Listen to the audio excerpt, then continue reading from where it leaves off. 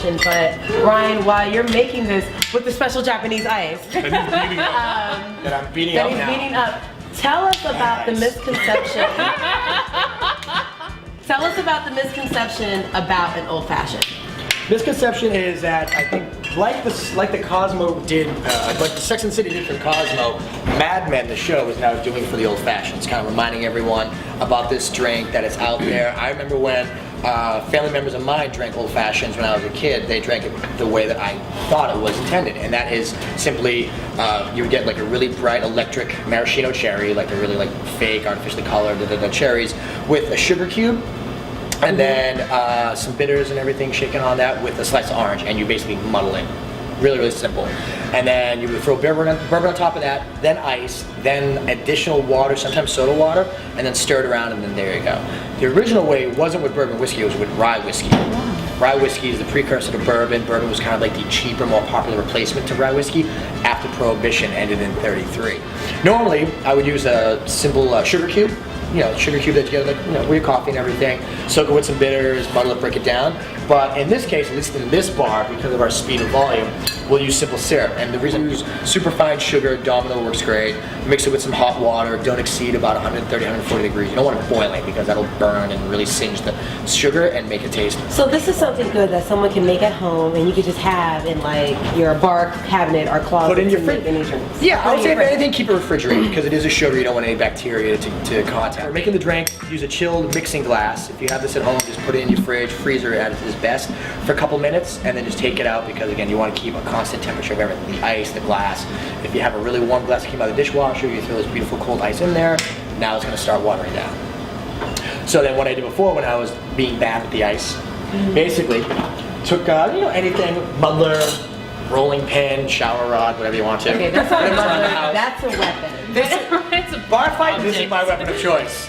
Well, besides a bottle of Grey Goose. The water aspect of the classic cocktail definition is a little bit of dilution from the ice you want in. Oh, so to break it up is to get it to melt. Yeah, exactly, exactly. So with the bigger ice, if I don't break it up, I'm gonna be sitting there stirring and stirring and stirring and stirring and stirring to get that temperature, but also because it is all booze, the drink, I do need a little bit of water into it to release like the aromatics, the oils, and everything, and the drink calls for it. So that's why I break it up. So just a couple cubes, put it as a base, then throw a whole piece of the cubes on top of it. Bitters, has flavors of like cinnamon, nutmeg, spice, allspice. Again, just great warm fall winter flavors, especially when you taste it on its own. So to the drink, after we put all the ice in, again, no melt, 2 dashes of it. And again, you want to be very careful when doing the bitters from a technical aspect, because 1 dash too many, 1 dash too little, it's going to throw off the complexity of the drink. Now, in some of the more classic recipes of an old fashioned, that was all he called for, was Angostura bitters. Through, I guess, maybe modern palates and a lot of other personal preferences, I actually like having a little bit of orange bitters in there as well.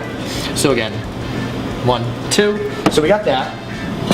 And then we want to go back to that simple syrup that I mentioned earlier. We want to add a bar spoon. Put that right in there. Oh, there's the Boston. I heard that. I heard it. It was. There it is. There it is. And then we're gonna add 2 ounces of rye whiskey. This case, Wild Turkey. There are other brands out there. Ooh, Wild Turkey. Wild Turkey. So again, we're gonna stir. We have those small pieces of ice in there, and that's gonna help give a little bit of water, surface area, help release the aromatics, but also it's gonna prevent me from having to sit here and stir for like 5 minutes. Because start pouring theirs. Or you can pour mine with theirs. Or you can finish the wine.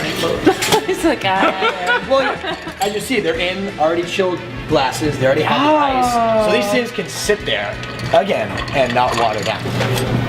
Fresh lemon oil. You want to take the skin side out, or with the porous side out. You want to press down, like kind of pinch it, if you will.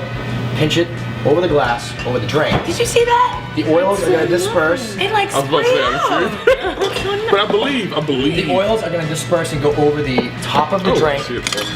You can kind of look close, you can see a little bit of the oils kind of trickling and on the glass.